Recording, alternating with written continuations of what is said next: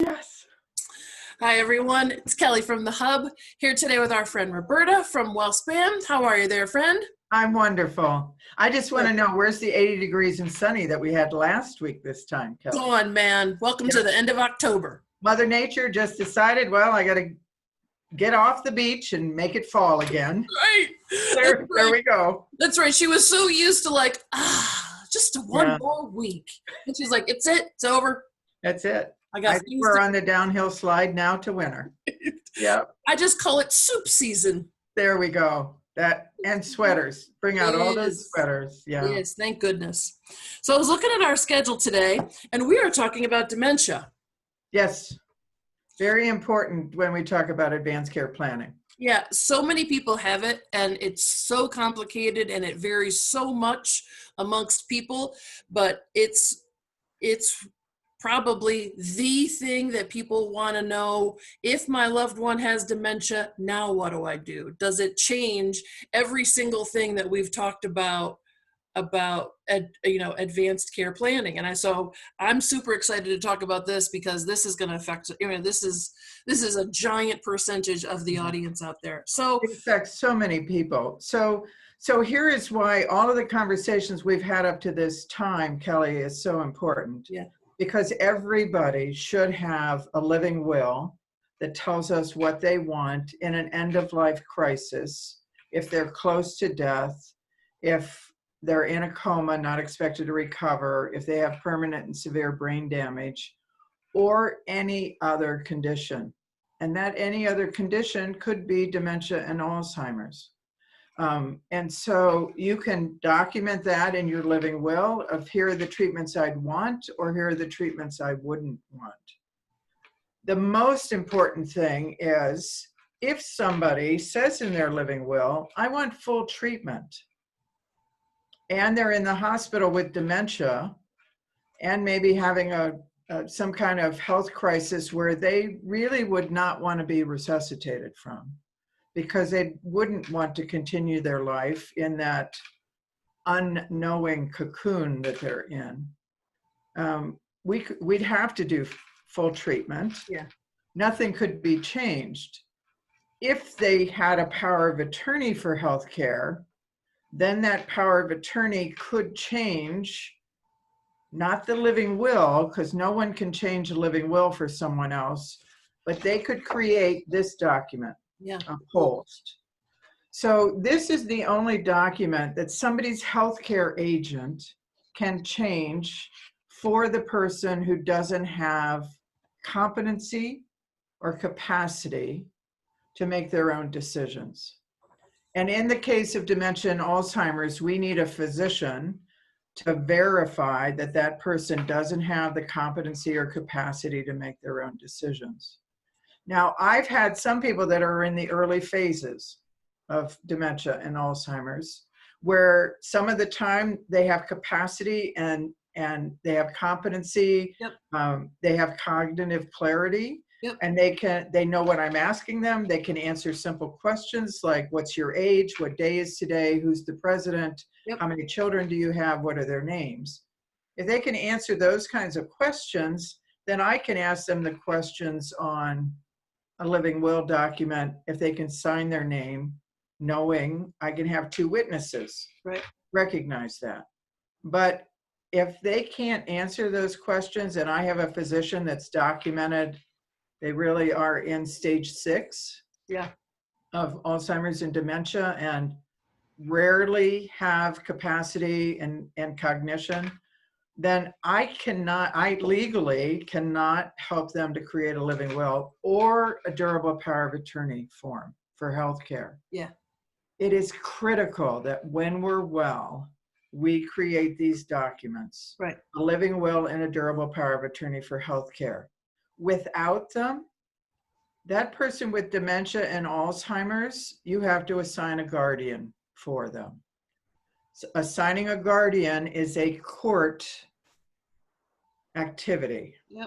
So you have to go to court, you have to file, you have to spend $10,000 to $15,000. The attorneys will tell you this, and it takes time to get that guardianship. And then with the guardianship, you cannot make your own decisions for that person. Right. You have to go back to court every time you want to make a decision and prove to the court that the decision you want to make is the appropriate decision. And we have court case after court case where guardians have been denied the opportunity to make an end-of-life decision because there's no clear guidance that this person with dementia or Alzheimer's wouldn't survive the treatment. Even if surviving the treatment continues, no quality of life. Right. And, because dementia progresses at its own pace, Right. Yeah. Though we're learning more about how that works, but it still is, it does what it chooses with your brain and with, other parts of your body. If you are newly diagnosed and you're in an early stage, you have to get all that stuff done because you never know if it's tomorrow or 2 years from now that your progression can, that your prognosis can change that much. Right. And it can change quickly or it can change over a long period of time, as you're saying, Kelly. That's completely right. Right. It is why these conversations with family, it really isn't about dying. It is about living well. Right. I mean, that's the message. It is, we have so many stories. I have somebody who called me whose parents both are in the early stages of dementia and Alzheimer's. They created a document they didn't even realize they'd created, and they needed to undo it. And so I said to her, okay, how serious is the dementia? Have they seen a doctor? Can I get, a definition of where they are in their phases from that doctor? And if they have capacity and cognition, yes, I can sit down with you and with them and we can create some new documents. We can rescind old documents. But if I had somebody, my medical director, who's my clinical lead, said, Roberta, if they are fully in dementia, that we can't do anything. And I know that. Everybody needs to know that. You cannot create a living will for a loved one with dementia. And I have some family members who've tried to do that. Oh, I'll just fill it out and we'll kind of get her to sign it and we'll witness it. But if I have something on this date, if I had something dated 10/29 and somebody was diagnosed in July, that document, we would have to void it because we couldn't recognize it. It wouldn't have been legally done, and it would be challenged. And, we all know the reasons why a family gets to that place because you don't want to procrastinate that moment. Yeah. But you're hoping to avoid talking about it. Right. And you're hoping and praying and you're hoping and praying and you're hoping and praying and maybe there's something else. And there are a lot of cool medicines out there that can do some pausing. It doesn't do any, it can pause essentially is what even like the best of those out there. And so you just want to do the wait and see and wait and see and wait and see. And then there's the moment when you can't, but you never know when that moment's coming. And that's why, but then when it comes, you're stuck. Right. And that for everything. Yep. That's why we say, you don't know when you'll have that car accident. Right. You don't know where you have a heart attack or a stroke. You don't know when cancer is going to hit. You don't know when dementia and Alzheimer's is going to hit. And you're not able to make those decisions for yourself. You're not able to speak to the doctor on your own, to make your own choices. So this is giving the people that matter the most to you, whether they're family, loved ones, or friends. We know that not everybody has a family who could help them with this. So the people that matter most to you, who are going to be your advocates, who are going to be the people you trust to be your durable power of attorney for healthcare, they'll be the ones who can speak for you and say, what is it that your loved one would have wanted if they could be talking to us now? Would they want to be put on a ventilator? Would they want to be resuscitated? Would they want to be put in the hospital? Would they want to have surgery? Would they want to have antibiotics? Would they want to continue on dialysis? Would they want to have tube feeding?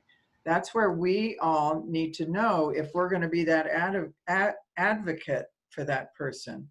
What are the options? So if we're filling out the polls in consultation with a physician or a nurse practitioner or physician assistant, we know what are the options we would pick for our loved one. And many people don't understand even what those medical treatment options mean. Yeah. And so that's why it's so critically important not to just fill out a form, check some boxes and sign it. That you really have the background, and you can find that on our website, or that you have somebody who can facilitate the conversation with you and your loved ones, the people that matter most. And someone like me can help you, sit down for an hour and a half or 2 hours.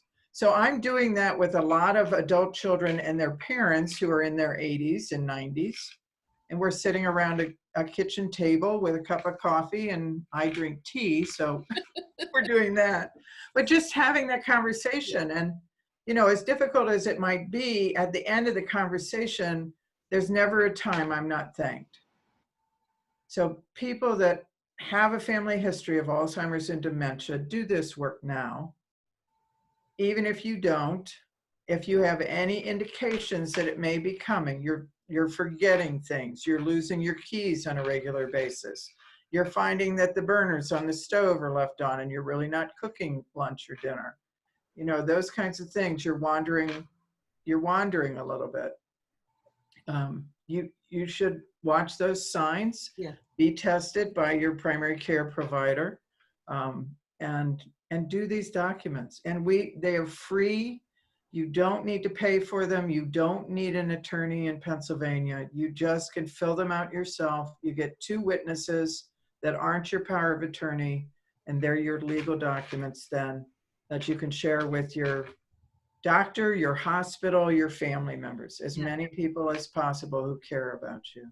All available on our website, all available on our My WellSpan portal for any of our patients, all available by calling me at the number that you have listed through you, asking questions after you view this podcast. Yeah.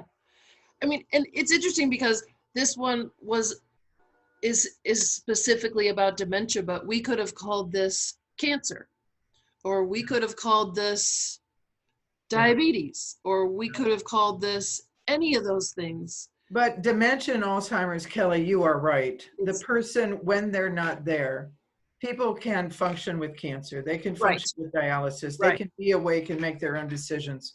Once that curtain comes down, there is no communication. There is no making decisions. You always have to be their advocate. And that's the challenge here. Roberta and I were talking about this a little before we started taping, and then I was talking about it would be easier if people explained dementia as an alien invasion rather than talking about, how your body is like deteriorating. Because you're right, people think of it as cancer. Oh, well, if you have cancer, then we're just going to attack this little part. We're going to put all the chemicals here, and we're going to fix it, and we're going to make all that better, and you'll be fine. But that's not how it works. And if they called it alien invasion, then everybody would go like, oh, I totally get that. Because you see mom and her face and her same clothes and her cuteness, and she smells like mom and all the stuff, but there's an alien that lives in her, and she's not going to be her. And so it's just so complicated. That's why if you don't have this paperwork done, the alien can't make decisions. Right. And mom isn't there. Yeah. And the stress that you feel as that person's advocate is huge. It's just really huge. If you can have these conversations before that happens, it just makes, there is nothing good about having to care for somebody with dementia and Alzheimer's, because we've lost the person we love. Right. It's the shell of their body. Sometimes there's the interaction that's lovely and Yeah. wonderful. And, there's lots of activities sometimes that can be done, Yep. but they can't tell you what it is that they want Right. when healthcare is needed. And it's getting closer to an end of life situation. So important conversations all through life. Important to get prepared for any of these crises or life events that a stroke is the same thing. Absolutely. When the curtain comes down because somebody's had a stroke, it very similar to dementia and Alzheimer's. So that's one where this would be the same kind of conversation, Kelly. You know how I think that this should, as we're talking about this, I just had a little revelation. So when you turn 16 in this country, you get your driver's license. When you turn 18, you register to vote. And if you're a man or a woman, you can register for the Selective Service. I think that when you turn 17, you should do your end of life paperwork. Well, it's not legal till you're 18, but you're right. Yeah, you should do. It should be a rite of 18. A rite of passage. A rite of passage, just like anything else, and because you have the ability to change it. Because then, if you make it the norm, rather than making it you're going to talk about death. Bad things are happening, right? That whole thing that we have, and we're not trying to make light of that cultural thing. That's not what we're doing. But Right. if you make it the norm, then it becomes what everybody does, and then it's easier. Yeah. And we help people to understand this is not just one conversation. It's not just one document. Right. It's something that, it is that rite of passage. You register to vote, you fill out your advance directives, whatever else you begin your retirement plan. Yeah. At 18, you put $10 away every week and it builds to $1 million by the time you want to retire. Right. So these are all things. And then when you're 30, you look at it again. When you're 40, you look at it again. As you age, as your life changes, as health conditions change, these are documents that go through just as you renew your license. Right. You get your driver's license, you do your will right at the same time. It's like part of the process. Right. It would be so much easier. Then it would just, I just did my will. Fantastic. Everything's good. Yeah. And if people began to see this as living well, it's really not about dying. It's about quality of life when you might be at the end of your life, whenever that happens, and being in control of your own choices. So rather than having somebody else make decisions for you that may not understand what you would want specifically, this is your opportunity to make your own choices, put it in writing, have it a legal document that can represent you, but that is widely shared so everybody in your family can support exactly what you want. And that's why these conversations are so critical. It's why I thank you so much every week, Kelly, for this opportunity to talk to people.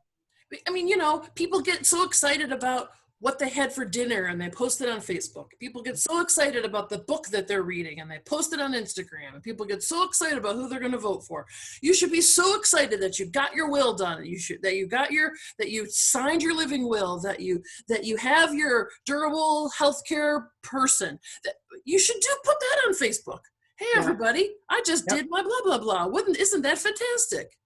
And even more than one person, 3 people that you have. Yep, you need those backup people. So I agree with you. This is something that should be just a standard of care for healthcare, just a natural part of our living and being and protecting ourselves from unseen circumstances that might occur. Right. You don't want somebody else choosing your dinner. You don't want somebody else choosing who you vote for. So why would you want someone else choosing what happens to you when you can't choose that? Yeah. Absolutely correct. That's why I love doing this, because normalizing this is the most important thing. It is. It doesn't have to be scary. It doesn't have to be mysterious. It doesn't have to be legally, jargony, medically, with like special language. No, it's regular. Yeah. And everybody does it. We can all do it. Totally correct. Cheers. Thank you, my friend. Always. Wonderful. See you next week, everybody. Take care, everybody. Happy Halloween. Absolutely.